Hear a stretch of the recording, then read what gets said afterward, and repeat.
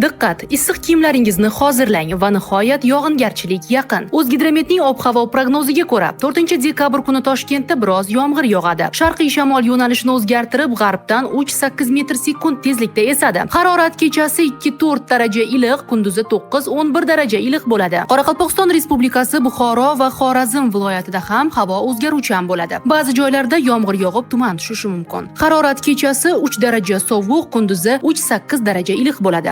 Samarqand, Sirdaryo, Jizzax viloyatlarida ham yomg'ir yog'ishi kutilmoqda. Harorat kechasi 0-5 daraja iliq, kunduzi 8-13 daraja iliq bo'ladi. Qashqadaryo viloyatida yog'ingarchilik kuzatiladi. Surxondaryo viloyatida esa yog'ingarchilik bo'lmaydi. Kechasi 0-5 daraja iliq, kunduzi esa 10-15 daraja iliq ob-havo kuzatiladi. Andijon, Namangan va Farg'onada yog'ingarchiliksiz, kechasi 0-5 daraja iliq, kunduzi 10-15 daraja iliq bo'ladi. Respublikaning tog'li hududlarida esa yomg'ir va qor yog'ishi aytilgan.